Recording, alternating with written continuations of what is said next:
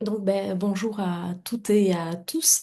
Donc, on va présenter un projet en cours, comme Nathalie Guimbretière l'a dit. C'est vraiment en cours. C'est le début des recherches.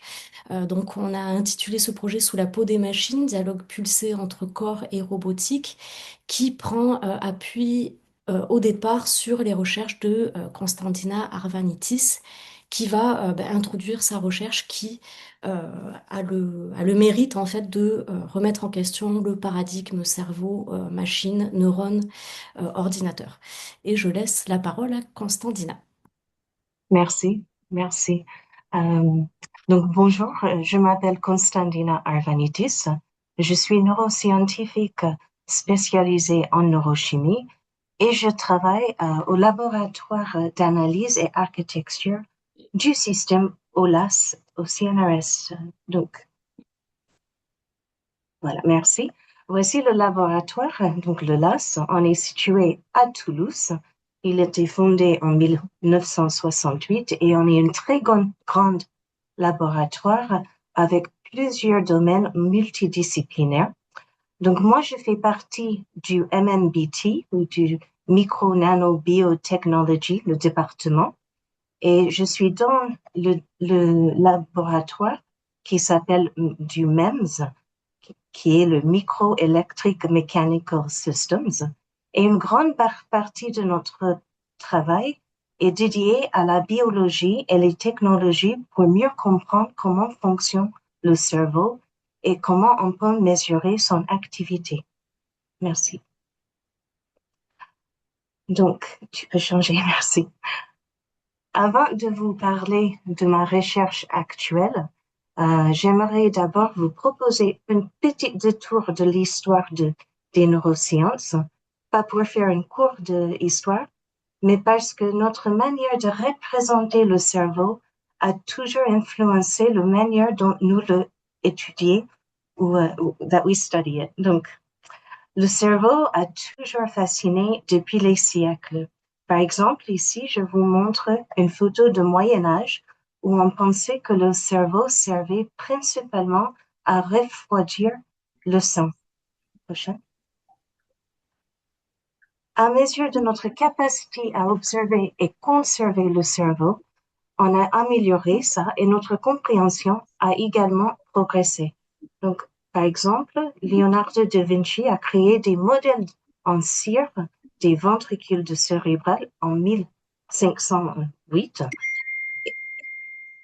et cela a permis d'étudier la structure interne du cerveau avec beaucoup plus de précision. Donc, plus tard, les techniques de conservation dans l'alcool étaient mises en place et cela a vraiment permis de conserver la structure du cerveau et permis le détail du cerveau qui a fait les avancées pour la neurochirurgie et la neurochimie qui sont venues après. Donc, chaque progrès technique produit par une nouvelle technique ou une nouvelle image, et chaque nouvelle image a changé notre manière de penser à le cerveau. Prochaine.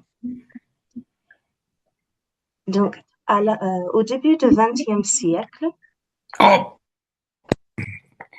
Oh, on a eu la naissance, en fait, de ce qu'on appelle aujourd'hui les neurosciences cellulaires et moléculaires. Et à cette époque, il y avait deux visions du cerveau qui s'opposaient. En première, il y avait Golgi qui proposait la théorie réticulaire.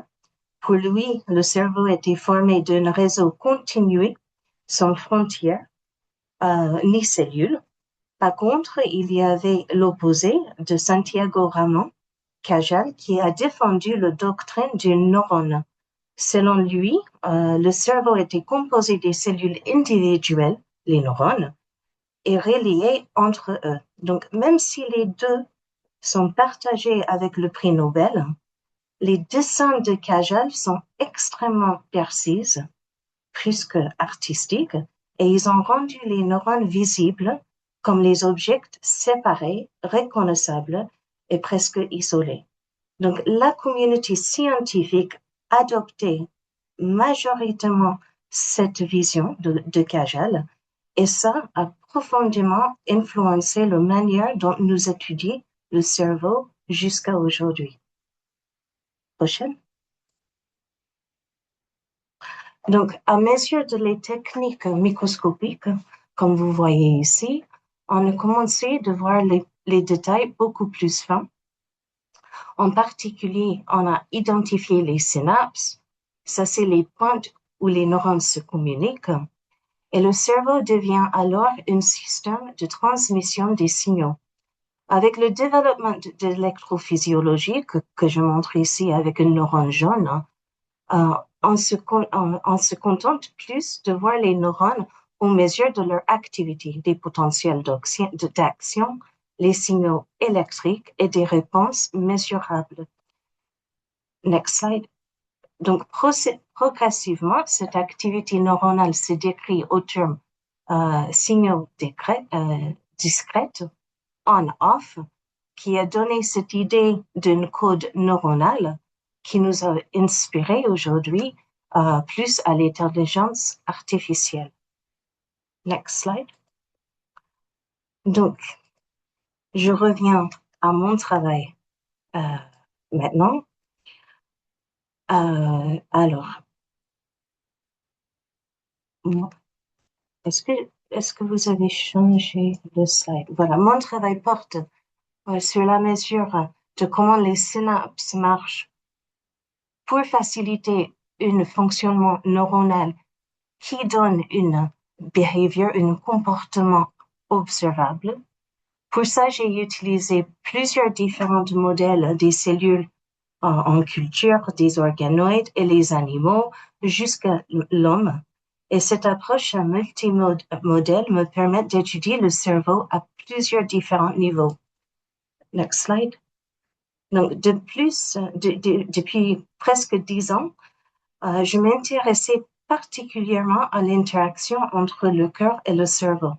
J'ai étudié ça dans les modèles d'insuffisance cardiaque, mais aussi dans le contexte de vols spatiaux.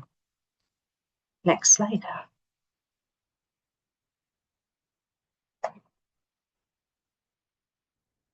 Donc, jusqu'à présent, quand on parle de cerveau, comme je vous avais dit, on regarde presque exclusivement des neurones, des circuits neuronaux, des synapses, des signaux électriques. Mais il y a une autre moitié du cerveau qu'on a longtemps considéré comme secondaire. Ça, c'est les vaisseaux sanguins.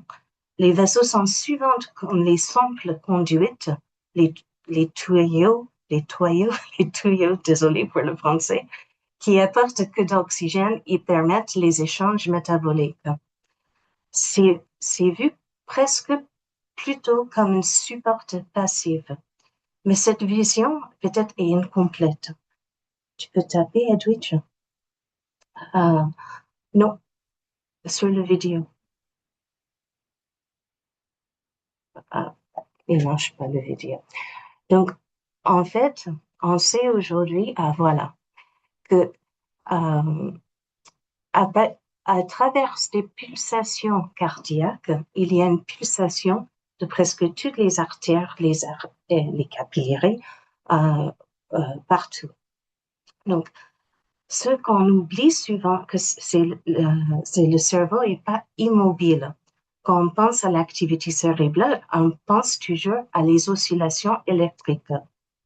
Mais il existe un autre type de rythme, un type mécanique. À chaque battement de cœur, la pression sanguine varie et cette variation de pression se transmet au cerveau. Prochaine, s'il te plaît.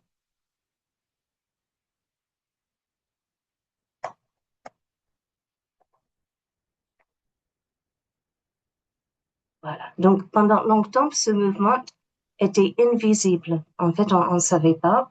On pensait que le cerveau est vraiment juste statique. Donc, voilà. Ce vidéo de IRM publié récemment montre que le cerveau se dilate et contracte légèrement de façon rythmique, synchronisée avec le battement de cœur. Autrement dit, le cerveau n'est plus un réseau électrique, mais aussi un tissu vivant soumis sur les forces mécaniques. Prochaine. Donc, cela pose une question simple. Est-ce que cette pulsation pourra aussi porter une information? Donc, d'une manière volontairement simplifiée, je voudrais proposer si tu peux taper, s'il te plaît, voilà, que cette pulsation potentiellement est comme un code de Morse où il transforme les impulsions, les pulsations courtes ou longues en informations. De la même manière, cette rythme qu'on voit, une battimante, puis une autre, une variation de cette fréquence, l'intensité et le timing, on peut imaginer ou on demande si ces variations, ce bâtiment, pourraient transmettre une information au cerveau. euh, et cette information est une nouvelle façon que le cerveau marche. Prochaine. Ah, OK. Donc, Tu en peux le fait, faire pulser, Dina, c'est ça? oui, Encore? je sais, Ça mais marche pas. non, mais c'est pas grave. Alors, je voulais juste te dire, j'ai eu la chance de pouvoir partager ces idées et mon travail avec Thierry et Edwidge, et cet échange était essentiel et directement conduit à ce projet. Donc, je vous remercie pour ça et je passe la parole à Edwidge. Merci, Edwidge. Merci, Dina. Donc, pour me présenter à mon tour, ben, je suis maîtresse de conférences en art numérique, mais engagée dans les relations art-sciences, notamment ben, par ma thèse qui était co-dirigée par Yves Duthesne, qui est présent et qui était professeur en vie artificielle. Et la question du corps a toujours été centrale dans mes recherches et ainsi que ses représentations. Et en fait, les recherches de Dina ben, se sont inscrites aussi dans des préoccupations que j'avais de manière actuelle, puisque j'étais aussi en train d'écrire un mémoire de Master 2 en psychanalyse et en philosophie critique. J'étais appuyée voilà, par un certain nombre de références au moment où Dina et moi on s'est rencontrés et ensuite avec Thierry. Et je voulais partager un peu le contexte un peu conceptuel dans lequel a atterri quelque part les recherches aussi de Constantina, puisque ben, je m'appuie essentiellement sur trois auteurs actuellement, enfin pas que, mais qui sont en train, en fait, à leur tour, tour à tour, de montrer comment ben, on est passé de l'Église catholique à l'État, à la religion techno-scientifique industrielle.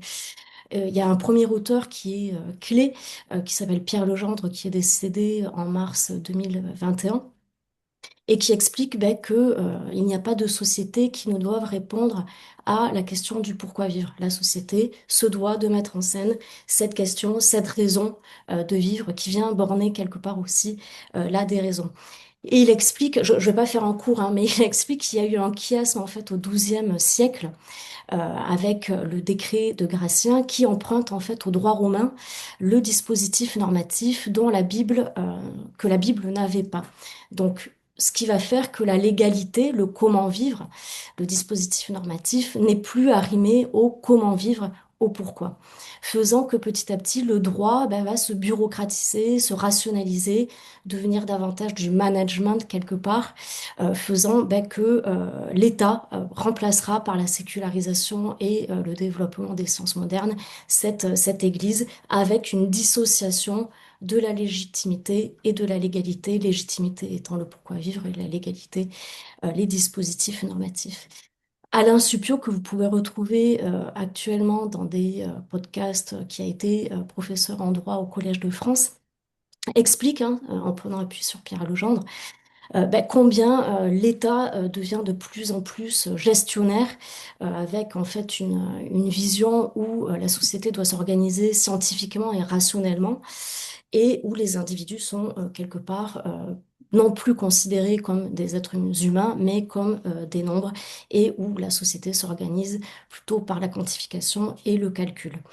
À son tour, Pierre Musso, hein, qui sont très proches, hein, ce sont trois auteurs très proches, lui aussi hein, expliquera combien ben, l'industrie, la technoscience-industrie remplace l'État non seulement par des lois qui deviennent plus présentes, plus importantes que les lois des nations, Les lois économiques deviennent plus présentes que les lois des nations, on le voit totalement aujourd'hui, et comment bah, la figure du capitaine d'industrie devient primordiale avec en clé de voûte cette notion de progrès qui devient un dogme et une vision du monde qui va s'imposer, et comment bah, cette vision du monde calculante, rationnelle va s'imposer pour comprendre le monde, les sociétés humaines, mais aussi les corps, tout en abandonnant en fait la question du pourquoi. Et ça, c'est important puisque se détache le comment vivre, la technique quelque part, qui n'est plus reliée à un pourquoi vivre, hein. C'est la finalité sans fin des technologies que tant d'autres ont aussi critiquées.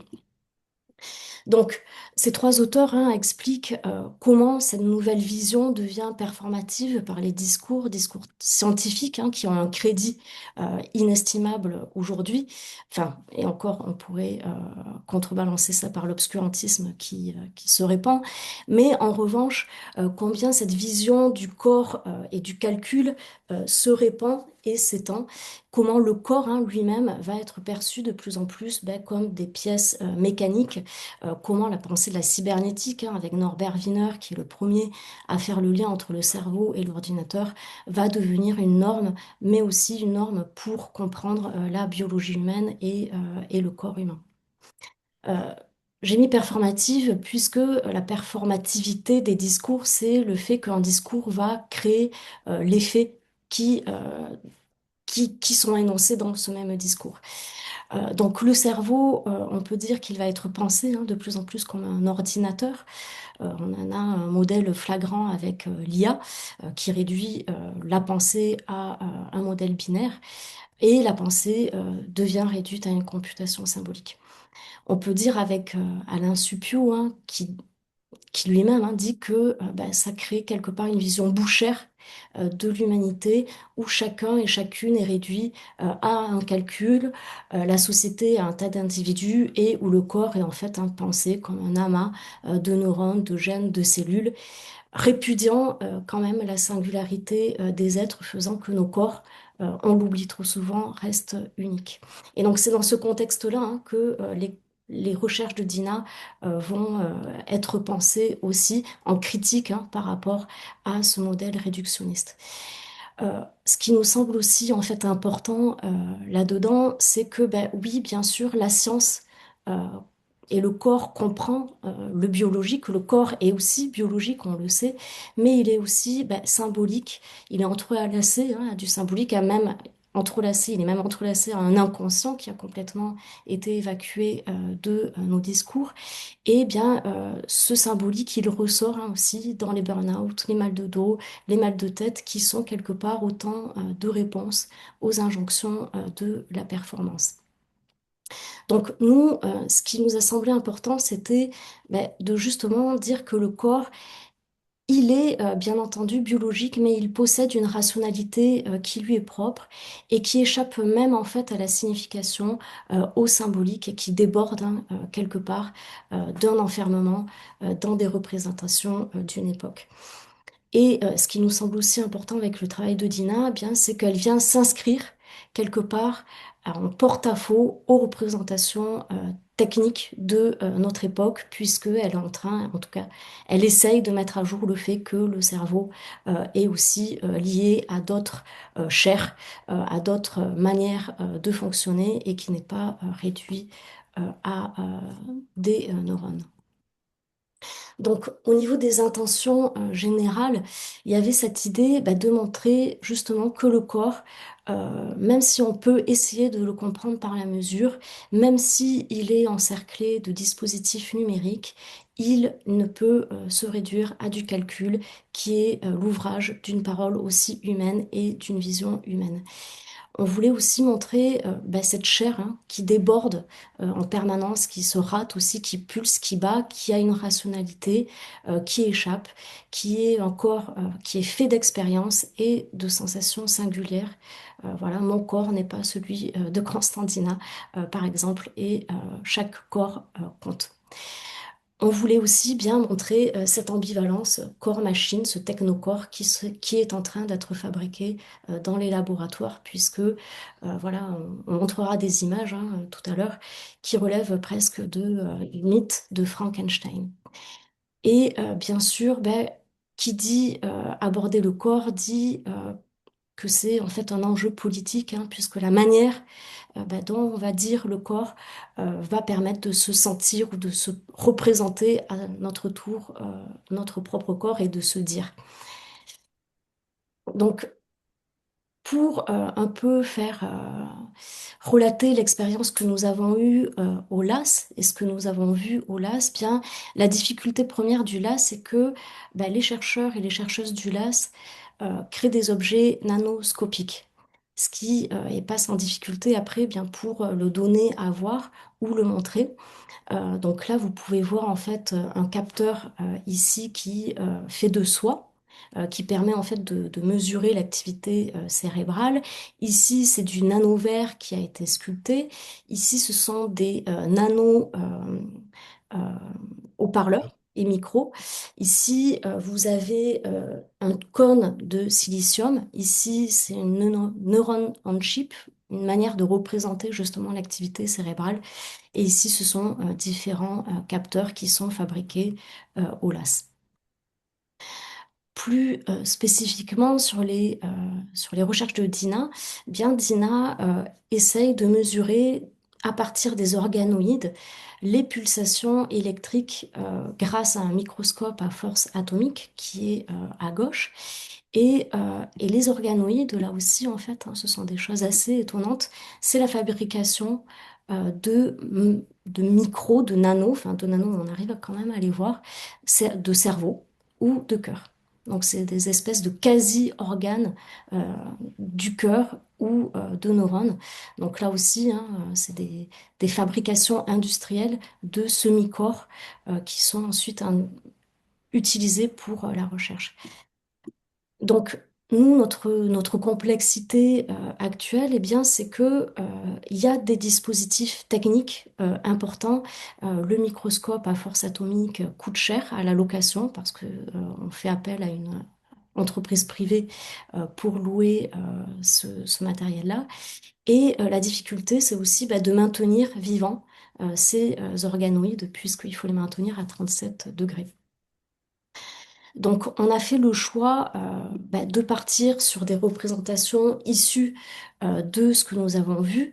On a pensé à différentes sculptures et en fait, ça aboutit à une sculpture que je vais vous expliquer, qui est en cours d'être pensée et de réalisation. Donc là, je vais vous montrer une modélisation réalisée par Kenzie Abou El Ella, qui est une étudiante en master art numérique et études visuelles qui a modélisé ce projet, ce que l'on imagine en fait pour notre projet. Donc ça va très vite, je vais vous le repasser. Donc l'idée, hein, c'est d'utiliser un peu tous les éléments que l'on a vus, autant les capteurs que les organoïdes, que les neurones chips, que le tube en silice, pour les intégrer et aussi faire circuler à l'intérieur de cette sculpture qui sera animée du sang que vous pouvez voir ici à l'intérieur. Donc là, c'est une vision un peu plus resserrée de ce que l'on imagine et on va vous expliquer comment on compte procéder.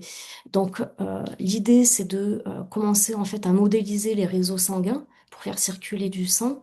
On a fait plusieurs essais pour la circulation du sang qui n'ont pas été concluants avec vous. Je ne sais pas si vous m'écoutez. Si, si, oui. Ouais. Euh, Parce que je coupe le son. Donc, il y a plusieurs essais qui ont été réalisés pour faire circuler le sang, mais qui n'ont pas été concluants. Donc, on a mis des particules magnétiques qu'on a essayé de faire se mouvoir. Euh, Ensuite, au niveau de la structure, donc ça reste une piste, voilà, qu'il faut qu'on explore. Comment on va faire circuler le sang dans ces réseaux sanguins qui seront à l'intérieur de cette structure. Au niveau de la structure elle-même, bien au LAS, il y a la possibilité d'imprimer plusieurs types de silicone.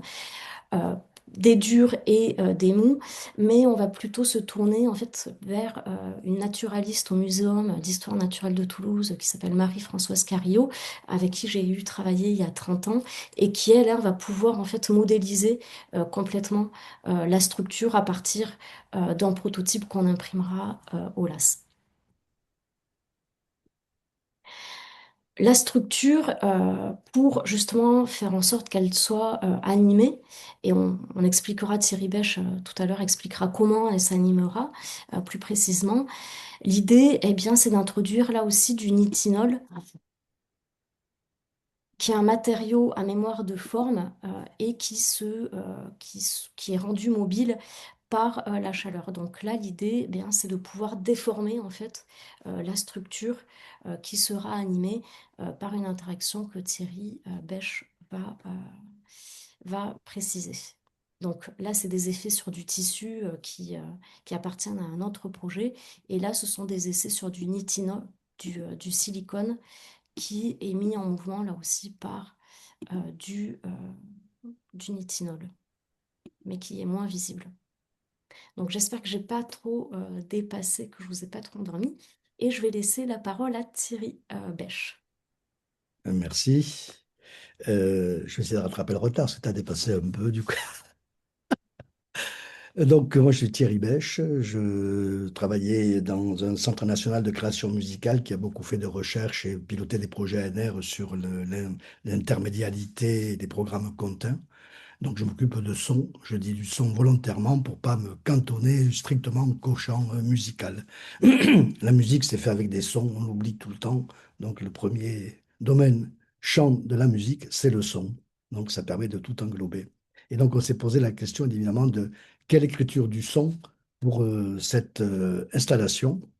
Et donc, en réfléchissant, échangeant avec les propos et les recherches de Dina, avec ce cerveau dont on vient de voir qu'il vit, qu'il se déforme, qu'il respire, qu'il vibre, qu'il est couplé du coup avec le cœur et du coup le sang, peut-être qui joue ce rôle moteur d'échange. Donc, évidemment, la première idée qui nous vient à l'esprit, il y a aussi, Dina elle évoque l'idée d'une oreille interne au cerveau, donc, ce qui est quand même une belle idée, une jolie idée.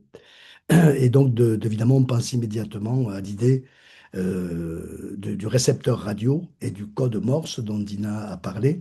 Donc, il y a un émetteur et il y a un récepteur, il y a quelque chose qui produit, il y a quelque chose qui reçoit. Voilà, donc ça fixe déjà une première idée de réfléchir à cette transmission des signaux. Donc, tu peux passer au slide suivant, Edwige. Du coup, donc cette activité très très invisible, hein, d'échange gazeux, peut-être électrique, chimique, magnétique même, peut-être. Comment la montrer, comment en parler, comment représenter. Donc, Edwige a parlé du microscope à force atomique, hein, qui est quand même quelque chose d'impressionnant. Donc, on peut quand même noter qu'il faut un petit bout de papier à chocolat pour qu'il marche bien quand même, hein. Donc ça, c'est quand même intéressant parce qu'il y a un aspect artisanal qui permet quand même au microscope à force atomique de montrer précisément les choses. Et j'ai toussé à un moment donné, le microscope électronique a enregistré ma toux. Donc c'est quand même bon, c'est c'est des signes intéressants, ça. Donc, on se posait la question de comment montrer ce qui est infiniment petit, et puis je l'ai évoqué tout à l'heure, et qu'on ne voit pas. Donc, on a imaginé l'idée d'un son. Qu'est-ce que ça serait un son nanophonique? Est-ce que c'est un terme imaginaire? Est-ce que c'est une réalité? Est-ce que c'est juste une idée spéculative? Qu'est-ce que ça serait un son microscopique? Est-ce que ça existe? Est-ce qu'une vibration, le son c'est une vibration, du coup, est-ce qu'une toute petite vibration, c'est quoi? C'est un infra-silence, du coup, du fait qu'on ne l'entend pas? Est-ce qu'il existe, ça c'est du point de vue de celui qui produit, mais si on se met du point de vue de celui qui écoute, est-ce qu'il y a une acoustique de l'infiniment petit, une science de l'acoustique de l'infiniment petit, un son qui existe sans être entendu, est-ce que c'est possible? Et alors, est-ce qu'on est un jour, on pourra peut-être écouter le bruit d'une pensée en train de naître, en train d'être transportée, et du coup, de déclencher la réception chez l'autre? Voilà, des pistes qui nous ont semblé intéressantes. On peut passer à la suite. Donc, cette activité électrique, sonore, chimique, gazeuse qui se passe dans ces échanges, évidemment, on a été aussi intéressant de relier la, les recherches de pointe hein, aujourd'hui sur les nanotechnologies, avec aussi finalement l'historicité de la recherche. Et on a pensé du coup à aller chercher un instrument qui s'appelle le térémine, qui a été inventé en 1920 et qui utilise les champs magnétiques pour contrôler le son. On peut peut-être passer au slide suivant. Donc là, vous avez deux petits térémines et on voit là ici à gauche le schéma électronique du térémine. C'est ces deux générateurs en fait de haute fréquence. Il y en a un qui est stable et l'autre il va varier avec un mouvement de capacitation électrique. Et ce mouvement de capacitation électrique, il est pris en compte par une antenne, par une électrode en fait. C'est le principe. Donc on ne touche pas, mais dès qu'on s'approche que la personne s'approche du coup de l'antenne, en l'occurrence le petit fil rouge, ou alors on a été chercher une espèce de sac en métallique pour pouvoir jouer le rôle d'antenne. Et on a réalisé du coup une petite maquette électronique du térémine. Et on voit qu'en approchant la main, on agit, on le voit à gauche, en haut, sur le signal. Donc l'idée est d'utiliser ce système capacitif pour pouvoir prendre en fait la présence du corps, du public, du spectateur, comme un élément d'interaction, de vie avec l'œuvre en cours de réflexion. On peut avancer aussi. Donc là, je viens de parler de la manière de créer de l'organicité, du sensible, du vivant entre le corps présent des gens et puis l'œuvre.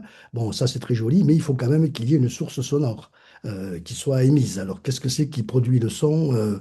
On va l'acheter au supermarché ou alors comment on fait pour créer une organicité du son? Donc, on a l'idée d'utiliser évidemment les ressources des nanotechnologies en utilisant donc des MEMS. Donc, les MEMS, ce sont des systèmes micro-électromécaniques et donc qui conjuguent en fait deux fonctions, une fonction électronique et une fonction mécanique. Alors, ça paraît simple de dire ça, mais quand on l'applique à une technologie, par exemple, ici, ce que l'on voit du microphone, ben, c'est une révolution, quoi. Vraiment une révolution. Le micro et le haut-parleur sont des éléments qui n'ont pas bougé depuis leur création, c'est-à-dire depuis plus d'un siècle et demi. C'est-à-dire c'est un électroaimant. Autrement, c'est un aimant avec un fil de cuivre autour. Lorsqu'une vibration acoustique vient frapper sur une membrane où on a accroché le fil de cuivre, ça fait bouger le fil de cuivre autour de l'aimant, ce qui a la propriété de créer un courant électrique qui est analogue à la vibration acoustique. Tout ça s'est mis à la poubelle, en quelque sorte, par rapport aux technologies d'émettre, parce que ça marche plus du tout comme ça. C'est du silicium qui va jouer le rôle d'une membrane, et il n'y a plus d'électroaimant. Donc, l'idée, c'est qu'on s'émancipe, en fait, dans ce cas-là, de l'aimant, et donc ce qui permet de miniaturiser, en fait, hein, de faire des systèmes de captation du coup acoustique extrêmement petits. C'est ce qu'on a dans les téléphones, c'est ce qu'on a dans les ordinateurs, c'est ce qui nous permet, là, de communiquer aujourd'hui. Donc on va utiliser des micro-MEMS pour pouvoir capter l'environnement sonore de l'œuvre, de la pièce et aussi la présence des spectateurs pour qu'on ait évidemment du coup cette capacitation à appliquer à notre antenne électrode pour pouvoir faire varier des paramètres. Donc on peut avancer, Edwige. Du coup, ce son que l'on va obtenir par la présence acoustique dans le lieu et puis des spectateurs qu'on va donc capter hein, par ces MEMS, micro-MEMS, on va traiter ce signal par des filtrages successifs, aussi par quelque chose qu'on appelle un noise gate en anglais, mais qui est littéralement une porte à bruit. C'est quelque chose qui permet en fait, en fonction d'un certain seuil d'intensité, de laisser passer ou pas le son. L'intérêt de ça, c'est que ça va nous permettre de créer une espèce de codage symbolique morse à partir du son que l'on va récupérer et qui va donc donner un signal qui va avoir une vie en fonction de la présence ou de ce qui se passe, même s'il n'y a personne, dans le lieu. Donc l'objectif est de générer un découpage sonore du signal que l'on va capter. Donc on peut avancer. Et du coup, évidemment, si on a fabriqué un signal sonore à partir de la présence des spectateurs, qu'on a fabriqué une manière d'interagir dessus, évidemment, il faut un récepteur. Le récepteur, il faut donc un haut-parleur qui est capable de faire entendre et traduire ce que l'on aura ainsi fabriqué et fait varier. Et donc là aussi, on va essayer parce que techniquement, c'est quand même toute une, il y a l'objet lui-même en termes de MEMS, mais il y a aussi tout l'environnement autour du MEMS. Donc on va essayer, j'espère déjà d'obtenir et de pouvoir utiliser des haut-parleurs MEMS. Alors un micro et un haut-parleur, c'est la même chose, ça marche à l'envers, en fait. Et donc, ces haut-parleurs MEMS aussi, c'est une technologie tout à fait nouvelle et il y en a une particulièrement très très récente et qui utilise en fait des ultrasons une série de sons qui sont, il y en a plein qui sont mis sur le silicium et qui sont ensuite, c'est pas converti justement, c'est directement converti en fréquence audible. Et donc ce sont, vous voyez, les haut-parleurs, il y en a deux qui rentrent sur une pièce de 1 € et qui sont capables, alors pas encore tout à fait aujourd'hui, mais à terme, l'objectif, et c'est capable de remplacer des haut-parleurs de hi-fi de très grande qualité, quoi, d'avoir un spectre très large, faire des sons graves comme des sons aigus, et donc d'avoir une restitution sonore tout à fait incroyable et qui bouleverse. Alors, pour moi, ça bouleverse complètement. Voilà, il y a une vraie rupture technologique dans l'histoire et intéressante. Donc, on va essayer d'utiliser ces micros MEMS haut-parleurs et pour avoir ainsi aussi une micro-spatialisation dans l'œuvre du son, comme on peut imaginer qu'il y a un espace dans le corps et que l'ensemble des échanges qui ont lieu dans le corps chimico, gazeux, électrique, etc., sont répartis aussi dans l'espace. Voilà, donc on peut aller à la dernière slide. Voilà, donc on n'a pas perdu de vue bon, là, on a donc vu architecturer un petit peu le principe. Alors évidemment aussi, ce qu'on va récupérer comme variation de capacité électrique, on va pouvoir l'utiliser pour le relier aussi à l'activité du nitinol, qui va donner aussi donc une vie organique à la forme. Et petit clin d'œil aussi, on n'a pas voulu abandonner complètement, et donc on ne sait pas trop comment ça va finir, mais c'est encore là cette idée de nanophonique, de son nanophonique. Et donc, vu qu'on parle aussi d'utilisation de l'IA, bah, j'ai interrogé l'IA pour savoir qu'est-ce qu'elle pensait de la définition officielle, de me faire une définition officielle et poétique de qu'est-ce que serait un son nanophonique. Alors, je vous le lis parce que c'est assez marrant, je trouve.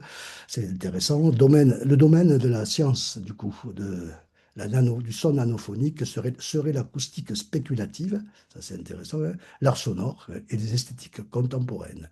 Un son nanophonique serait donc la manifestation vibratoire située à une échelle inférieure au seuil de perception humaine directe, caractérisée par une intensité, une durée ou une dimension spatiale quasi infinitésimale. Donc le son nanophonique ne se donne pas à entendre comme un événement acoustique classique, mais comme une présence potentielle révélée par médiation technologique, donc du coup, par traduction sensorielle ou mieux par projection imaginaire. Ça coûte moins cher que de faire un MEMS, hein, la projection imaginaire, au passage.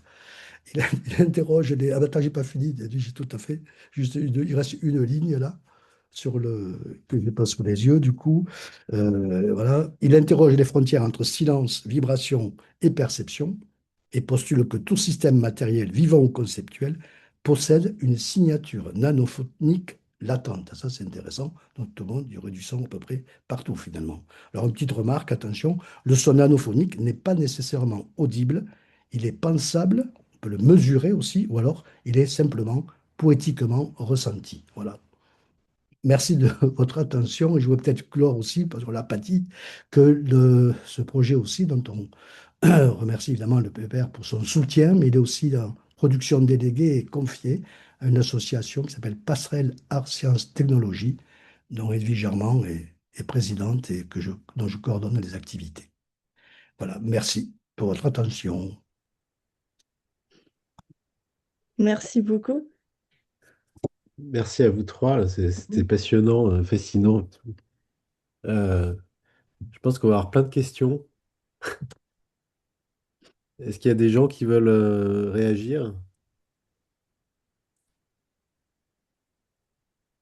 Ou est-ce qu'on... Nathalie et moi, si, Oui, ouais. s'il n'y a Oui, bon, personne. on peut, voilà, Ah. on peut y aller finalement. Non, non, bah, merci beaucoup ouais, pour votre présentation. C'est passionnant et c'est à la fois assez complexe parce qu'en fait, il y a plein de niveaux qui se superposent et plein d'échelles. Donc ça, c'est vraiment super intéressant. Et ce que j'avais pas bien compris, moi, au départ, c'était la dimension sonore. Et alors après, il y a des choses encore que je vois pas complètement, notamment entre le fil à mémoire de forme, enfin justement cette transformation-là. Je sais pas si Thierry, tu veux nous en dire un mot en plus parce que c'est assez intéressant aussi comme manière de procéder. Donc c'est un fil qui, suivant l'intensité du courant, euh, Ouais, c'est permet de, voilà, de se déformer puis de reprendre La forme sa initiale. forme. Ouais. Parce que tu peux en parler, Edwige, un Non, peu. non, mais c'est en fait le Ah, nitinol, c'est du nickel et du titane. Et effectivement, on le déforme en le chauffant et après il revient en fait à sa forme initiale. Et quand on le rechauffe, il prend la forme qu'on lui a donnée au départ. Et c'est ça qui va nous permettre d'animer, si on y arrive, enfin normalement on y arrive, vu qu'on a déjà une pièce avec. Et en fait, il faudra l'intégrer dans le silicone avec Marie-Françoise Cario du Muséum d'histoire naturelle. c'est qu'on essaie de rendre tout organique, du coup, la circulation du sang, par le nitinol, l'organicité de la forme, et par le son et la présence du spectateur, une interaction au corps, quoi, reliée au corps, quoi, un petit peu comme si on avait son propre corps qui s'auto-regardait. euh, donc c'est ça qu'on essaie de penser là, et qui n'est pas simple en effet. Et du Oui, coup, parce que c'est un sacré système. Enfin, c'est un voilà, système très complexe pour le coup. Ouais. Ouais, ouais. système c'est un système, en tout cas, voilà, puis avec l'enjeu d'utiliser quand même des MEMS, donc Mm, de la technologie, de la microtechnologie, qui demande quand même un environnement autour, quoi. C'est pas juste un objet qu'on place, non, la complexité, elle est peut-être un peu là, de réunir mm, des mm, objets qui mm. paraissent comme ça tout simples, mais qui en fait, pour la mise en œuvre, sont quand même autour, demandent un environnement parfois plus complexe. Et de mettre aussi, du coup, en interaction l'ensemble de ces éléments, le nitinol, l'électrode avec la captation du public, Ouais, tout à mettre fait. du Ouais. sang, les sons, plus l'imaginaire. Voilà, c'est ça qu'il faut. On est là-dedans en train d'essayer de conjuguer tout ça. Super. Alors, je crois que Dewey a une question. Oui, c'est aussi une question en fait qui me traverse. Je me demandais un peu comment, en tant qu'artiste, cette vision performative, un peu du contrôle des corps et des cerveaux et de la biologie que vous soulevez, comment est-ce que vous vous affranchissez de ça ou non dans la création de vos œuvres d'art, justement? Bah, il y a cette idée de faire pulser le sang, du vrai sang déjà, euh, pour montrer justement que la part organique, mais aussi vivante enfin, du corps, et aussi bah, cette espèce amas cerveau, patte de cerveau, je sais pas, qui ne ressemble plus à un cerveau, mais on n'a pas, enfin, on aimerait le faire déborder encore plus, ce corps hors de contrôle, certainement avec le son aussi, euh, dans son comportement, quoi. Je pense que c'est plus cette idée-là. On en est là dans la représentation parce qu'à un moment donné, on a des zooms à faire. Il faut une petite représentation de là où on en est. Mais on a démarré il n'y a pas longtemps le projet. Et donc là, on est vraiment les mains dans le cambouis. Et il peut tout à fait évoluer. Parce qu'effectivement, il y a d'autres schémas, d'autres idées, comme dit Edwige, de déborder ce corps, de déborder la matière aussi. Du coup, voilà, ça peut tout à fait bouger, hein. Ouais, après, le problème, c'est ça, c'est vraiment les organoïdes, là, qui sont vraiment intéressants à voir. On les fixera pour les mettre à l'intérieur.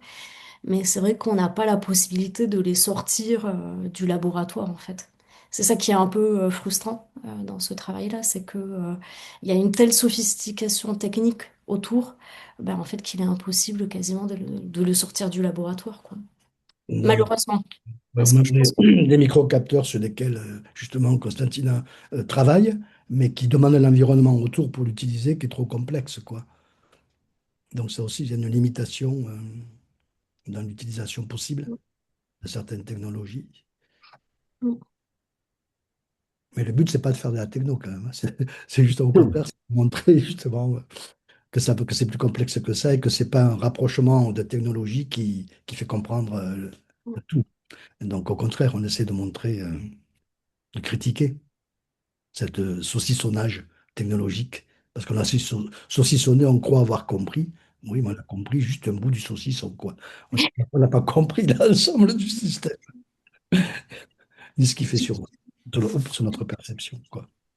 Donc, on est attentif, quoi, à ce piège, peut-être, même si là, on est un peu dedans, parce qu'il faut que ça marche aussi, il faut qu'on arrive techniquement à ce que les choses marchent, quoi.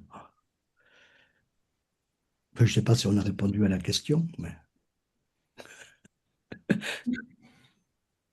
Oui, Oui, euh, j'ai une question là. très bien.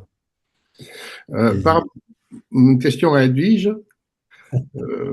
Par rapport à Endophonie mécanisée, que j'avais eu la chance de voir il y a quelques années, comment elle voit cette œuvre? Puisqu'est-ce que ça consisterait à passer à une échelle nano, les concepts d'infralangage qu'il y avait dans cette œuvre initiale.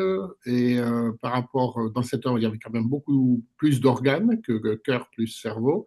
Voilà comment elle situe dans sa démarche créatrice. Voilà ce qui avait été fait il y a quelques années avec ce projet. Elle fait de l'archéologie artistique. Oui, oui, non, mais c'est ça, en fait, c'est des questions qui ne cessent de revenir. Énorme. Malheureusement, c'est ça, en fait, c'est que cette question du corps et de sa vision performative revient. Et c'est très proche hein, de l'orthophonie mécanisée, mais là, c'est avec d'autres problématiques quand même. Je réponds pas, mais... Oh, bah, non. Non, mais ça donne un lien sur des travaux qui étaient quand même très intéressants il y a quelques années. Mm, mm. Ben, la preuve, en fait, j'ai repris contact avec la naturaliste du muséum, Du c'est il y a 15 muséum. ans, quoi. Mm. Oui, c'est marrant, oui. J'ai une question à vous trois. Enfin, je trouve que c'est vraiment fascinant comme projet parce qu'il y a plein de... bah, comme disait Nathalie, c'est très...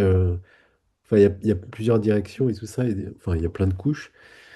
Mais sur la première couche qu'a exposé Constantina, euh, je me demandais si on pouvait, alors aujourd'hui, très précisément voir ce qui se transmet, enfin, quelles étaient les fluctuations en termes de transmission d'informations au niveau de la pulsation elle-même. C'est-à-dire est-ce que, enfin, je sais pas, parce qu'une pulsation, c'est, en gros, enfin, quand il y a moins de sang, j'imagine, il y a moins d'informations, enfin, enfin, ça serait le sens commun pousserait enfin, dans cette direction. Et puis quand il y a plus de sang, il y a plus d'informations, où ça se passe comment à ce niveau-là? Euh, que quand tu parles de code Morse et tout, on se dit, voilà, c'est un signal, enfin, c'est pas un signal qui a des seuils d'intensité, quoi. Euh, c'est, on imagine un truc, enfin, je sais pas si c'est un code Morse ou autre chose. Ça, c'était ma question sur la partie recherche. Et sur le son nanophonique, là, je me disais, mais comment est-ce qu'on le place je dirais dans le spectre?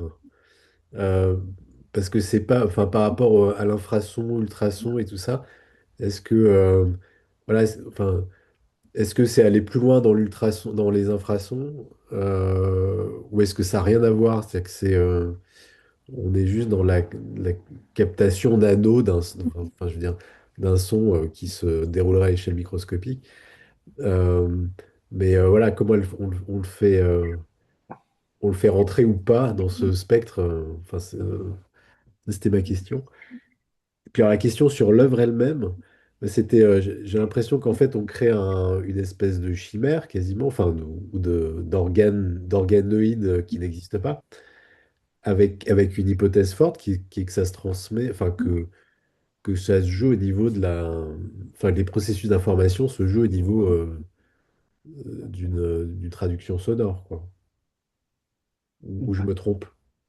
Enfin, où il y a Évidemment, de la question. sonification, quoi, quelque Ouais, part. ouais. C'est ça.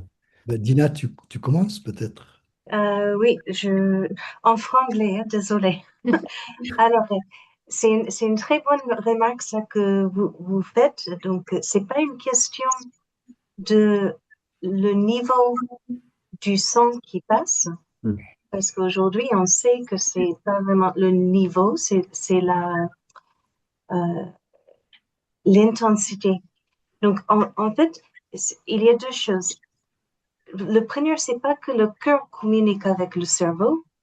L'idée, c'est que dans le cerveau, la pression qui vient des vaisseaux qui se trouvent dans le cerveau donne une information, en première. Deuxième chose, vous avez complètement raison, c'est la pulsation est basée sur the heartbeat, d'accord? Chaque fois qu'il y a un battement de cœur, il y a un changement de pression. Aujourd'hui, on sait que ce battement de cœur, c'est la différence ou la variabilité de comment il se bat qui fait plus des informations que le battement. Donc, de clarifier un peu, si on dit 60 battements par minute, tout le monde pense à un battement par seconde. Si ton cœur bat à un battement par seconde, tu vas pas bien. Tu as besoin vraiment d'une variabilité entre les battements. Donc, c'est cet battement qui change la pression, qui donne une information. Donc, est-ce que j'ai bien répondu à Super, votre merci. question? Voilà. Donc, la deuxième partie, je donne à Thierry. Je te remercie, mais moi, je ne suis pas chercheur au CNRS, donc je n'ai pas encore toutes les réponses au problème de la nanophonie, mais j'ai quelques idées quand même. Parce que ça pose beaucoup de questions, mais je crois que Dina a donné la réponse, en fait. Elle vient de donner la réponse qu'on pourrait appliquer au son. C'est-à-dire que ce n'est pas le battement, ce n'est pas la pulsation, c'est ce qui est entre. Et c'est la variabilité d'intensité. Je pense que si on parle effectivement du spectre audible et non audible, du son qui est une vibration, on va évidemment de l'infrason, on est bien d'accord, et aux ultrasons, dont on parlait pour les MEMS tout à l'heure. Donc on connaît bien le champ spectral de ça, et peut-être que le nanoson nous permettrait d'aller chercher d'autres valeurs mesurables que la fréquence elle-même. Peut-être que justement, je pense bien qu'il y a une notion de spatialité qui est intéressante et que donc c'est ce qui se passe, non pas c'est pas la mesure de la fréquence elle-même qui est importante, c'est la manière dont quelque chose autour va l'apercevoir et l'interférence que ça peut créer et donc une forme de spatialité à ce mouvement de l'onde. Et ça, je pense que ça, c'est de la nanophonie spéculative à la fois sur la source et à la fois sur la perception. Et donc, ce qui est intéressant, c'est pas ni la source ni la perception, c'est la manière dont l'interaction se passe entre qui fabrique quelque chose qui serait perceptible, utile.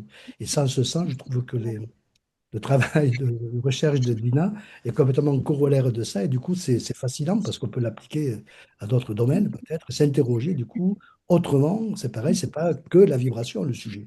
Et justement, et dans le travail de moi, de l'écriture du son, je suis en train d'écrire un gros article sur le sujet. Je travaille sur l'écriture du son au théâtre, et c'est vraiment là, on est au cœur de ma réflexion, en fait, quoi. Parce qu'on prend toujours l'écriture du son comme si c'est comme une page à écrire, comme un support à écrire. Et c'est pas du tout ça la réalité. La réalité aujourd'hui de l'écriture du son dans l'espace, c'est pas écrire un son sur une bande magnétique, sur un ordinateur, sur une partition, puis le mettre en espace. Ça, c'est ce qu'on faisait, c'est ce qu'on fait depuis un siècle et demi. Mais la vraie question aujourd'hui, c'est pas ça du tout. C'est celle que c'est l'espace qui est l'outil d'écriture. Et c'est cette interaction entre le son et l'espace qui fabrique une autre perception, qui est celle de notre corps, en fait, qui est celle de notre vécu. Aujourd'hui, on parle de l'immersion 360 degrés, ce qui va à peu près strictement rien dire. Parce qu'on est on est dans l'immersion 360 degrés depuis des siècles, des milliers d'années, quoi. Donc oui, ben oui, et alors? Bon, le sujet, c'est pas d'être immersif ou pas immersif. Le sujet, c'est qu'est-ce que ça change de la pensée de l'écriture du son dans l'espace. Et là, les travaux de recherche d'Ignace, je trouve, sont super intéressants pour justement le réfléchir du point de vue du son. Et du coup, la nouvelle science spéculative, du coup, de la nanophonie, pourrait peut-être s'intéresser à ça. Ça fait un nouveau sujet de recherche qui est super. Et Par science, en plus.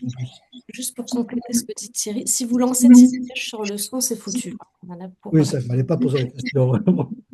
Mais en fait, il y aura l'interaction avec le son, mais il y aura l'interaction aussi avec le mouvement, les flux sanguins joués par les capteurs capacitifs et aussi il y a un écho, des fluides aussi dont on a oublié de parler, mais on envisage voilà, de faire parler l'autre matérialité que sont les gaz, les fluides qui intègrent le corps en fait. Voilà. C'est un ensemble en fait corporel qu'on va faire, qu'on va orchestrer autour de cette interaction entre le corps du spectateur et cette espèce d'organoïde fabriqué quoi.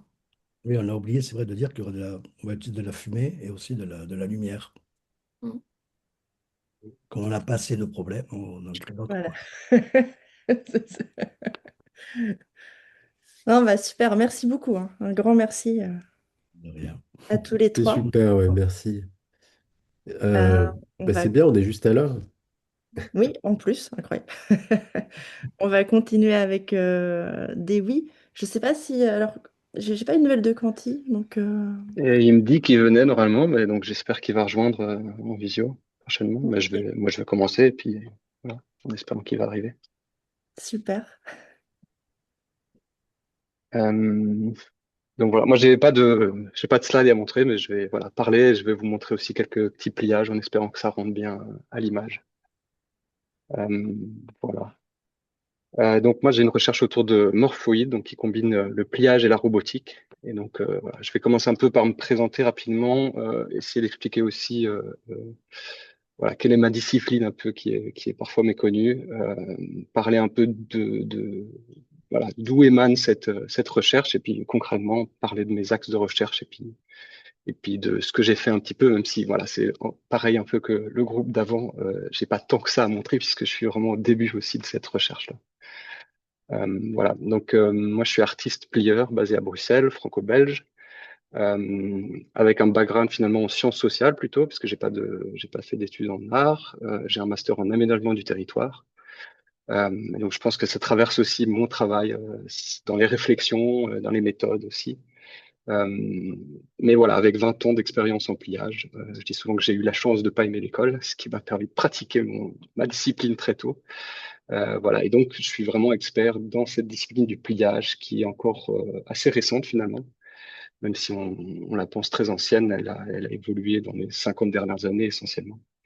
Et donc discipline que je considère à la fois comme une technique, à la fois dans le pliage papier, comme on l'appelle origami, hein, dans le plissage textile, dans le froissage structuré, dans différentes techniques auxquelles je suis devenu spécialiste. Donc à la fois comme une technique, à la fois comme un champ de prisme pour regarder le monde, et je vais en parler un peu après et puis comme un large champ de recherche et d'application, puisque le pliage, en fait, répond à beaucoup de problématiques qu'on va retrouver en sciences et notamment en robotique. Voilà. Donc, moi, mon début un peu de cet intérêt de croiser pliage et robotique a commencé déjà en 2021 par une première résidence que j'ai fait au laboratoire Defrost d'INRIA à Lille, et où bah, voilà, je voulais plier et faire actionner un pliage qui est connu hein, finalement dans le monde à la fois scientifique et artistique, c'est voilà, cette Magic Ball ou ce qu'on appelle aussi en plus petit un stance, qui fait aussi le lien peut-être avec ce qu'on a vu avant, donc ce qu'on imagine en tout petit en d'autres matériaux comme métalliques, c'est ce qui va permettre de rentrer dans un vaisseau justement, de venir se gonfler, pour pouvoir réparer à des endroits précis des zones, et donc voilà, avec des capacités d'ouverture et de compression pour éviter les chirurgies. Voilà, donc ça c'est un peu le premier pliage qui m'a amené à aller vers un laboratoire de recherche en robotique pour essayer d'actionner et de plier ça. Voilà, donc je rappelle quand même que moi j'ai un background en sciences sociales, donc c'est toujours aussi quelque chose à garder en tête. Je suis pas du tout ingénieur, je suis très mauvais en mathématiques et pourtant je vais dans des laboratoires qui sont très, voilà, très basés sur les sciences de l'ingénieur. Euh, voilà. Donc ça c'est une première résidence que j'ai faite et puis j'ai continué cette recherche qui s'est appelée plantoïde en fait, donc en référence au manque peut-être de considération envers tout un champ du vivant hors animaux. Donc on a quand même une vision assez anthropocentrée voilà, de l'environnement, on va dire, et ça se retrouve aussi dans les champs robotiques, et notamment en particulier, qui m'intéresse moi particulièrement, c'est les champs de la robotique souple, la robotique déformable. C'est tout un nouveau champ de la robotique qui construit des robots mous, des robots déformables pour des applications plus justes au niveau médical ou logistique ou autre. Souvent, ça va être des robots en silicone. Et souvent, ces robots s'inspirent du vivant. Voilà. Donc, ce qui m'a aussi beaucoup intéressé. Et en même temps, si on regarde de plus près, ils s'inspirent du vivant, mais du vivant, beaucoup du vivant, plutôt les animaux. Donc, ça va être des troncs d'éléphants, des pieuvres, des choses comme ça. Alors que si on regarde de près au niveau statistique, finalement, les animaux dont on fait partie ne représentent que 1% de la biomasse terrestre, en oubliant complètement, par exemple, les plantes qui représentent plus de 80%. Voilà. Donc ça, c'était le début un peu de ma réflexion, d'une recherche qui s'appelle Plantoïde, sur le fait que voilà, peut-être qu'on peut regarder aussi à la fois au niveau des plantes pour innover, mais aussi peut-être qu'on peut les considérer autrement que comme des ressources, des objets de décoration du paysage, voilà, et aller plus loin que cette objectivation qu'on a des plantes. Donc ça s'est traduit par notamment des applications de robots déformables en froissage structuré. Donc ici, on voit un exemple.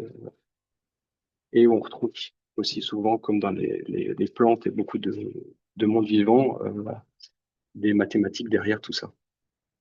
Et c'est ça aussi qui est fascinant dans le pliage, finalement, c'est que le pliage compose et structure toute matière. On a parlé du cerveau juste avant. Le cerveau est une matière pliée. On sort du papier, bien évidemment, mais voilà.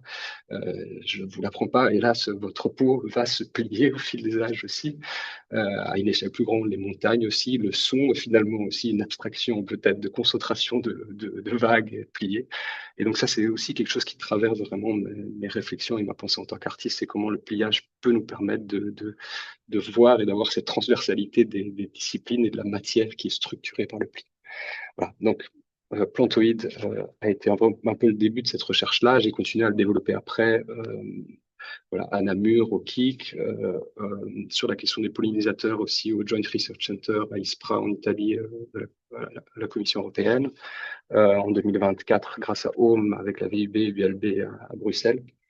Et voilà, ça a traversé et ça continue à me faire réfléchir sur cette question voilà, de tout ce qui est les robots biomimétiques finalement. Que ce soit les plantes ou maintenant j'essaie d'éloigner aussi mon regard vers les bactéries, les champignons, etc. Mais toujours avec cette question centrale pour moi dans ce travail-là, c'est d'être fasciné un peu par toute la création des robots biomimétiques qu'on voit, que ce soit le chien de Boston Dynamics ou des figures plus Android ou autres. Comment est-ce que ces robots participent à non seulement, bien sûr, créer des innovations, des applications très importantes, mais reconsidèrent et recomposent nos imaginaires qu'on a des visions écologiques et technologiques. Et ce qu'on va se rendre compte souvent, c'est que finalement, on va voir des choses assez dichotomiques. On est souvent dans des utopies, dystopies, et j'essaye dans mon travail justement de questionner sur cette grande zone grise qu'on pourrait créer en tant qu'artiste ou chercheur, sur recréer et penser d'autres imaginaires pour le futur, qu'ils soient écologiques ou technologiques, sans rentrer justement dans des fantasmes ou des peurs voilà, trop grandes. Et aussi de ce que je vois, moi, du développement des robots, que ce soit en art ou en sciences, qui pour moi manque parfois d'une certaine douceur, d'une certaine poésie, de certains imprévus aussi. Voilà, c'est pour ça que ma question aussi tantôt de cette question du contrôle aussi, de toujours vouloir contrôler la vie et les robots m'interroge beaucoup dans mon travail. Voilà, et ça c'est aussi traversé par beaucoup de lectures philosophiques hein, qui m'accompagnent, à la fois philosophie de l'environnement et philosophie des techniques aussi. Voilà. Donc ça, c'est un peu pour le contexte de là d'où je viens et où vient ma recherche. Et donc, ça se concrétise aujourd'hui par Morphoïd, qui est mon nouveau projet un peu, mais qui est la continuité aussi de ce que je travaille. Et donc, ici au laboratoire Femto, je le travaille sur deux axes principaux. Un premier axe sur la perception de l'organique et de la robotique, où je m'interroge justement où est le seuil et le curseur de la perception qu'on a d'un robot qui serait organique ou technologique. Et donc là, j'essaye en fait j'espère pouvoir être un randonneur dans cette vallée de l'imaginaire, donc un Uncanny Valley, mais qu'on élargisse à pas des figures Android, mais à l'ensemble du vivant, quoi. Et où est-ce qu'on perçoit le fait qu'un robot est organique ou robotique, quoi, en tenant bien compte que justement ces seuils et ces curseurs sont en train d'être considérés et vont continuer à bouger, quoi. Voilà. Et concrètement, là, donc, je suis en train de travailler en particulier aussi sur, donc malgré mon envie d'aller en dehors du champ des animaux, là, pour le coup, j'y reviens un peu, notamment sur le champ des céphalopodes. Et donc, je m'intéresse notamment pour l'instant à comment est-ce qu'on peut transformer un mouvement à partir d'un chevron, donc un Miura, qui est un pliage classique, en un mouvement à la fois solide et tout à fait droit, en un mouvement qui serait complètement de l'ordre du fluide, en fait.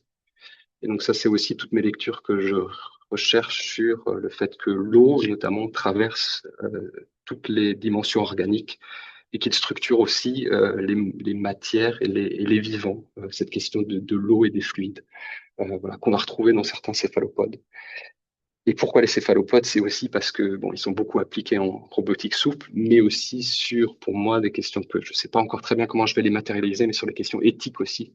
Où est-ce qu'on place la limite dans le travail interespèce en recherche? Alors, ici au labo, on ne travaille pas avec du vivant, mais on s'inspire beaucoup du vivant. Et étonnamment, les céphalopodes, en 2010 à peu près, ils ont gagné des droits. Donc on a réussi à prouver qu'ils sont sentients et maintenant ils ont des droits. Alors, ça pose plein de questions, puisque bon, certains animaux ont des droits, les céphalopodes n'en ont, par contre les plantes n'en ont pas. Les champignons non plus, les bactéries non plus, les insectes non plus. Voilà, c'est aussi des questions qui, moi, me traversent sur notamment la collaboration interespèces et qu'est-ce que ça soulève là-dessus. Voilà. Ça rejoint aussi mon travail sur les biomatériaux. Et donc, voilà, toutes les questions que soulève Donna Haraway, notamment, ou d'autres, hein, sur voilà, considérer le vivant autrement et comme des collaborateurs plutôt que comme des choses dont on peut extraire ou contrôler. Ça, c'est le premier axe, et j'espère donc à partir de ce prototype-là développer notamment un robot un peu dual où je pourrais jouer sur ces seuils-là de organique ou technologique et renforcer cet axe-là ou non, voire essayer d'avoir pile cet entre-deux ou jouer avec ce curseur-là. Donc, je sais pas très bien comment ça va se matérialiser, si c'est quelque chose où c'est vraiment deux mouvements qui vont faire ces deux seuils ou une interaction avec le visiteur qui va pouvoir jouer avec ces seuils. Ça, c'est pas encore très clair. C'est le premier axe. Et le deuxième axe, qui je pense est un peu plus intéressant aussi pour le laboratoire Femto, c'est toute la question du développement de robots, on va dire low-tech. Et donc là, c'est les réflexions que j'ai entre, pareil, comment est-ce que la définition et la différence entre une machine et un robot, pour moi, on est en train aussi de la reconsidérer dans les champs de la robotique, même si certains vont dire que c'est très clair et typologiquement, ça peut l'être. Mais voilà, machine et robot, je suis pas sûr de savoir bien, pareil, où est la différence exacte. Et donc là, moi, je travaille sur notamment tout le développement d'actionnement plutôt passif avec des techniques de pliage, que ce soit froissage, kirigami, plissage, encore une fois, pour essayer d'avoir voilà, des actionnements plus complexes dans des degrés de liberté plus grands. Donc, comment est-ce que, voilà, en tirant, par exemple, sur une surface, on peut la faire bouger dans plusieurs directions ou autres, avec un seul actionnement. Voilà, c'est des choses aussi qui intéressent aussi le développement de nouveaux robots. Voilà. Il y a la question des biomatériaux, à mon avis, qui va venir plus tard dans mon travail. Donc, comment est-ce que, dans la matérialité de ce qui va être créé, je développe pour l'instant des choses en papier, en prototypage, c'est plus rapide, mais comment est-ce que je vais intégrer éventuellement les membranes de kombucha sur lesquelles je travaille, ou des algues, ou des polymères en biomatériaux, bioplastiques créés. Euh, voilà un peu. Et j'essaye bien évidemment de faire le plus de médiation aussi. Ça fait partie aussi, je pense, de l'intérêt aussi de mon travail, c'est que le pliage est quelque chose d'assez fascinant, qui peut se toucher, qui peut bouger. Donc j'essaye aussi, dans le cadre de ma résidence, de pouvoir faire, voilà, montrer, de parler de mon travail, de l'expliquer. Et voilà. Et donc pour le calendrier un peu, donc moi je suis là pendant 3 mois, temps plein dans ce labo-là. Je suis là tout le mois de décembre, je suis là tout ce mois-ci et je reviens tout le mois de juin, plutôt idéalement pour la production justement d'une œuvre. Même si voilà, c'est de la recherche et tout bouge aussi et tout se mélange. Voilà. Et je sais pas si quand il est là pour voilà, Il ajouter vient aussi ces questions d'arriver. de voilà, du laboratoire et des intérêts que le laboratoire, je vais lui Bonjour à laisser tous. la Désolé, main. j'ai un petit retard sortant de Bonjour, cours qui a un peu traîné. Donc bienvenue. oui, pour compléter un peu ce que la démarche avec TEWI, c'est qu'en fait à Femto, on a travaillé sur l'inspiration d'origami pour faire la conception de robots. On a eu deux travaux, deux thésards dans cette direction-là. Le premier a travaillé sur ce qu'on appelle des résonateurs de Helmholtz. En fait, c'est un volume cylindrique avec une forme de cou, un peu comme une bouteille, qui permet de filtrer les sons à basse fréquence. C'est souvent utilisé dans des systèmes de filtration des systèmes d'aération. Et donc, ça permet de supprimer donc, les fréquences basses. On est plutôt autour des 300 Hz à 800 Hz. Et le problème, c'est que les fréquences qui sont à filtrer ben, sont définies en fonction du volume du résonateur. Et donc, la proposition qu'on avait faite à l'époque, c'était de changer le volume du résonateur en utilisant l'origami. Et en fait, en changeant le volume de résonateur, on arrive à accorder la fréquence absorbée. Et donc, il y a eu un premier travail sur ça. On s'est inspiré des motifs Waterbomb à l'époque, qui a été démontré à différentes échelles, mais aussi avec différentes manières de fabriquer. Et le deuxième travail a consisté sur comment utiliser l'origami pour concevoir des robots reconfigurables. C'était un travail qui a été financé par l'ANR et qui c'est un projet qui était porté par l'ISM à Marseille. Et donc, on participait sur ce projet-là. Nous, on a fait la conception des systèmes à base d'origami avec le laboratoire eCube également. Et on s'est basé sur cette fois-ci sur ce qu'on appelle les tours de Chryslin. Euh, c'est l'inventrice de la tour de Chryslin est toujours vivante, c'est Burita Chryslin. Et en fait, l'avantage de ces tours de Chryslin, c'est qu'on vient coupler un mouvement de translation avec un mouvement de rotation. Et quand on combine les tours de Christine, on arrive à annihiler, on va dire, le couplage pour obtenir que des translations ou pour obtenir qu'il y ait des rotations. Ça dépend des combinaisons qu'on peut proposer. Et c'est à partir de là que le lien, on va dire, avec DeWix s'est révélé parce qu'il a participé à un workshop qu'on a organisé à une grosse conférence en robotique en 2024 à Londres. C'est la conférence ICRA qui réunit à peu près entre 7000 et 8000 personnes, hein. Ça a augmenté au fur et à mesure du temps. C'était à peu près 2000 il y a 10 ans. Maintenant, c'est 8000 personnes. L'organisation, ça devient vite très lourd. Et donc, on était à Londres dans un workshop où il y avait DEWI qui a effectivement participé en exposition et aussi en démonstration. Mais il y avait aussi Burita Krislin qui était présent et qui a co-organisé, participé au workshop en question. Et depuis, on mène un peu des réflexions de comment utiliser les structures origami pour améliorer, on va dire, les fonctionnalités de nos robots. Et aussi de l'autre côté, pour DEWI, ben, comment s'inspirer des technos disponibles dans les laboratoires pour, euh, pour améliorer son application ou son art, quoi. Et c'est un peu l'objet de la première partie de son séjour. On a fait une première séminaire au mois de novembre, début novembre, au sein de l'équipe, au sein du département. Donc, il a présenté un peu son parcours, ses activités. Et ensuite, on a échangé pas mal sur les possibilités. Et durant son premier séjour, bah, il a fait pas mal d'entretiens avec les différents collègues des différentes thématiques. On est un laboratoire CNRS en INS2I. On est à peu près 800 personnes à Femto. Et le département, qui est vraiment le cœur de vie, on va dire, du laboratoire, on est 80 personnes parmi les 8 départements, les 7 départements de Femto ST. Donc, il est un peu dans cet environnement-là. Donc, les différentes équipes de recherche, les collègues qui portent un peu les thématiques, ont présenté leur activité avec TWI, qui lui a permis de relever quelques points. Et on en a discuté. On a quelques axes qu'on souhaite développer et qu'on mène encore en ce moment la réflexion. Mais petit à petit, en fait, on s'oriente vers des choix, on va dire, qu'on souhaite mener par la suite, soit sur le séjour, soit au-delà du séjour artistique. Donc, pareil, on regarde aussi les possibilités de financement pour monter des collaborations entre l'université, on a un service art et sciences à l'UMLP, donc il est pas mal en contact avec eux, et pour poursuivre un peu la collaboration par la suite, quoi. Voilà à peu près où on en est.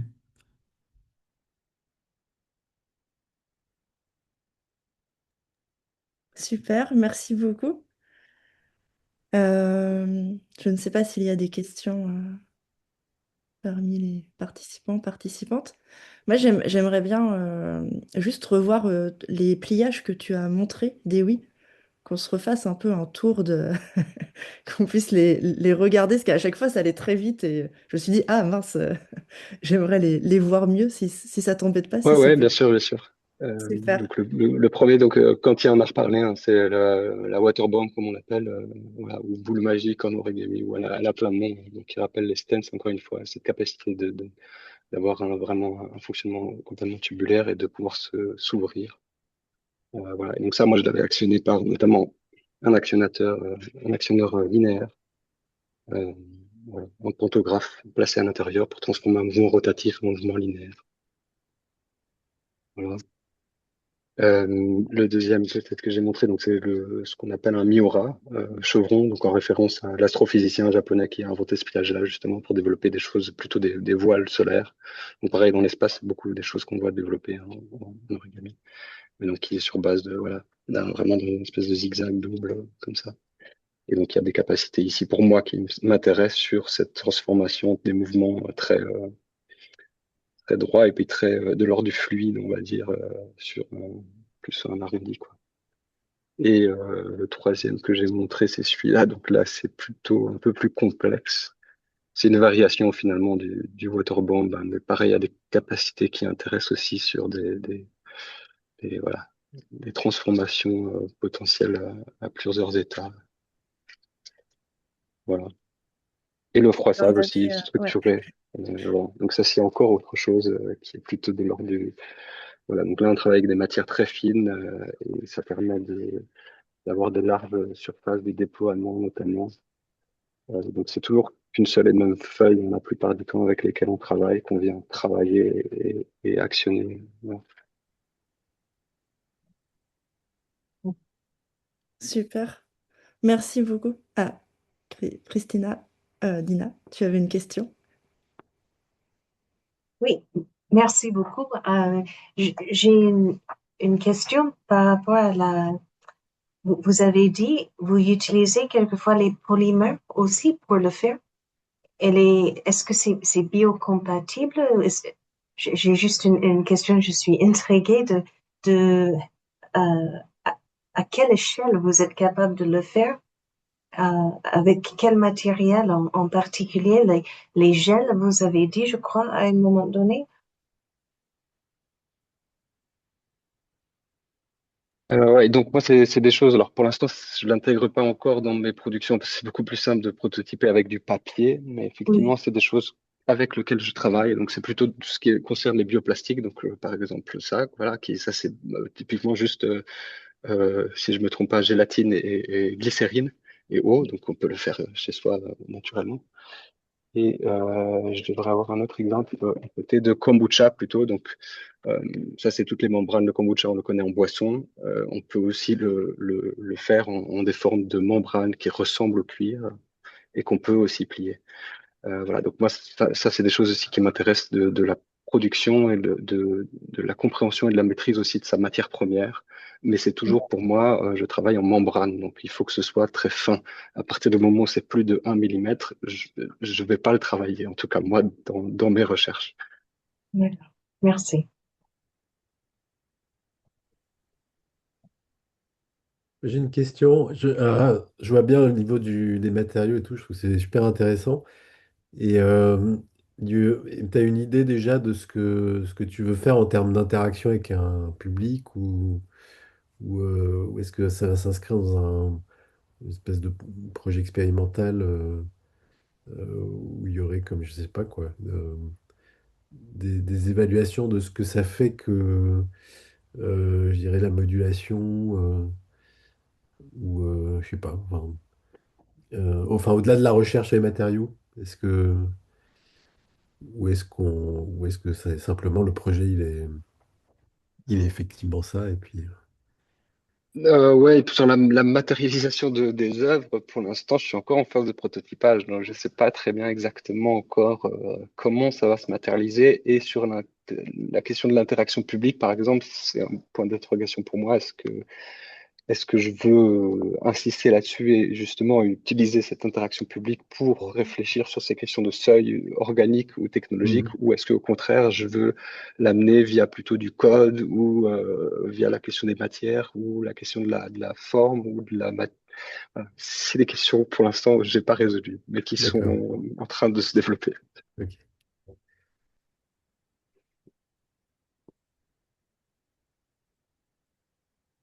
Est-ce qu'il y a d'autres questions? Moi, je trouve ça très intéressant aussi, ce que ça pose donc cette histoire de seuil entre robotique et organique. Ça pose aussi la question des outils que nous, on a pour lire, pour décoder, pour comprendre aussi ce qu'on voit. Et je pense que ça peut être aussi... Enfin, je ne sais pas ce que ça deviendra après, justement, après le prototypage ou voilà, en exposition. Mais c'est vrai que c'est...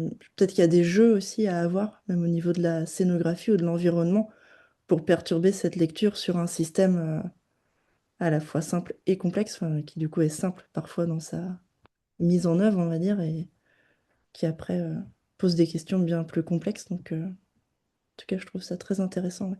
Ça croise beaucoup de questions aussi que nous, on peut avoir. Donc, super. Il y a Edwige qui avait une question, je crois. Non, Non, non, ah non, non, c'est d'accord. juste Bon, pas, c'était pour je t'ai vu préciser. lever la main, alors. Ouais, ouais, ben, je voulais juste peut-être une précision, parce que vous comptez les faire s'animer, ces structures, ou pas du tout, justement jouer sur l'ambiguïté inerte, mobile. Si, si, je compte les animer. Là, c'est aussi voilà, pour l'instant, j'ai passé en tout cas le début de ma recherche justement à essayer d'établir les modes d'actionnement que je voulais, avec un peu le fantasme que j'avais de dire, OK, on va faire des robots sans batterie et complètement low-tech machine. Je suis en train de revoir un peu ces questions-là parce que c'est des questions qui me traversent aussi sur les questions écologiques et le double discours que je tiens sur le vivant et en même temps d'utiliser voilà, on sait très bien l'impact écologique d'utiliser de l'électronique, etc.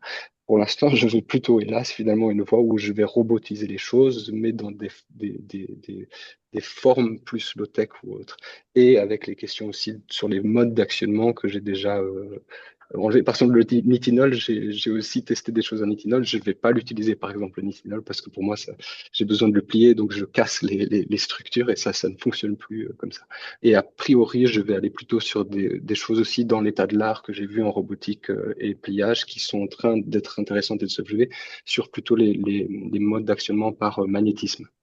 Et ouais, c'est ça, c'est Voilà. ce que j'allais, les ferrofluides, il y a pas mal de robots soft qui utilisent la limaille de fer aussi, enfin, ouais, ce principe magnétique. Et, Voilà. et alors, la différence entre machine et robot? Ben, elle n'est pas claire pour moi et j'ai l'impression que je vais me disputer avec certains chercheurs là-dessus parce qu'il y en a, c'est très clair et pour moi, c'est pas très clair. J'ai l'impression que on est en train de continuer à brouiller les pistes et dans les développements justement des nouveaux robots low-tech, et ben, on passe de l'un à l'autre ou des croisements. Et ben, ça m'intéresse justement ce brouillage de pistes à nouveau comme dans le vivant et dans le robot, la machine et le robot.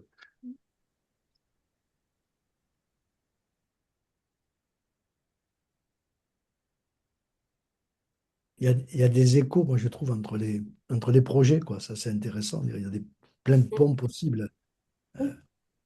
On a Mhm. travaillé juste avant sur la perception du sonore dans le végétal avec un collègue qui montre en fait que le végétal perçoit le son et le mémorise aussi. Donc il y a une forme de sentience et de mémoire sans neurones là aussi. Il s'appelle Frédéric Garcia. Il serait... Mais oui, il y a des échos, ouais. Ouais. Il y a des échos, alors plus largement dans tous les projets du PEPR, enfin des projets d'artistes. Malheureusement, on ne pouvait pas réunir tout le monde voilà, en une seule fois. Mais on a prévu plusieurs séances auxquelles vous êtes les bienvenus si vous voulez voir un peu ce que font les autres et tout ça. Et puis, je ne sais pas si Nathalie, tu veux dire deux mots peut-être des journées de mars ou non? A Euh, priori, on se retrouvera aux journées de ouais. mars, voilà, à Paris. Et il y a la possibilité d'exposer vos œuvres, même si c'est pas fini et tout ça, enfin au moins un espèce de truc, quoi, un objet, quelque chose. Et puis là, et puis aussi dans la MHP, enfin, on a un local à Nanterre. Là, si vous voulez même mener des expériences avec des gens et tout ça, c'est possible de vous installer là, quoi. Si vous avez besoin d'un lieu, Mm, enfin, ou si vous voulez simplement faire. Voilà, laisser votre œuvre en expérimentation quelque part avec des gens, c'est tout à fait possible. Enfin voilà, à la Maison des Humanités Potentielles, on a un espace pas très grand, mais en tout cas, on peut abriter vos projets, soit quand c'est pas fini, soit quand c'est fini. Enfin, mm. il y a pas de règle. Tout à fait. J'ai remis les prochaines dates dans le chat avec le lien pour s'inscrire. Et oui, j'ai pas fait un point sur les journées, parce qu'en fait, elles sont. Enfin, c'est pour la communauté du PEPR, donc comme on a aussi des participants et participantes hors PEPR.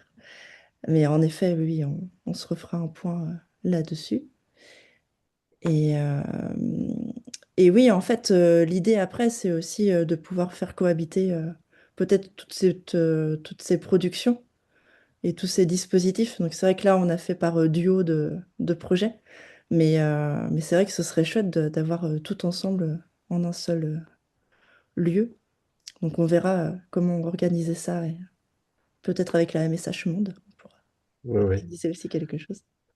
Bon, en tout cas, n'hésitez L'espace, ça pas, enfin, sera si vous bien. avez le temps, de vous connecter pour les prochaines séances quand on présente les projets des autres. Voilà, c'est toujours sympa. Euh, et puis, je pense que enfin, voilà, on aura tout le monde au mois de mars, donc ça vous permettra de vous rencontrer les uns les autres avec les autres projets en résidence. Voilà, bah, je pense Je pense que on oui. a tout dit. En tout cas, À tout, Ouais, en tout cas, merci bravo pour ces beaucoup en projets, tout c'est cas. vraiment, Ouais. vraiment passionnant et tout. Et enfin, nous, c'était sympa avec Nathalie de vous entendre Mm. et puis de voir que ça va donner des choses vraiment intéressantes. Mm. Donc, on a hâte de voir tout ça. Bah, merci Et à vous. merci. Ouais, un grand merci. Merci. merci à Merci. Merci. vous Et puis on reste en et à contact bientôt. pour mars. Ouais. À Voilà. bientôt. Merci Au beaucoup. revoir. Hein. Au Au revoir. revoir. Au revoir. Au revoir.